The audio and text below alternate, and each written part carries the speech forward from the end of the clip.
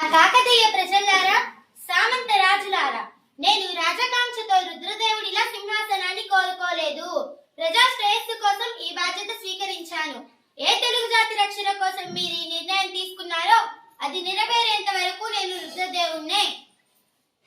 రుద్రదేవి యువరాజుగా నేను చేసిన పనుల కన్నా రుద్రమదేవిగా నా ఆడపుట్టుకునే మీరు లెక్కిస్తున్నారా? ఇంటిని చక్కదిద్దుకునే ఆడది రాజ్యాన్ని సరిదిద్దలేదా అని మిమ్మల్ని అడగను. అది మీ విజ్ఞతకే వదిలేస్తున్నాను. ఎవరి మీద నిపగా?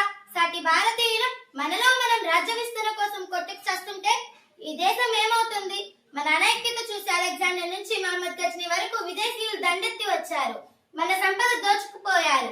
చివరికి బానిసైన కుతుబుద్దీన్ ఐబక్ పాలన భరించాం. ఎంతకాలం ఇలా? మనం గతం నుంచి నేర్చుకునేది ఉండదా?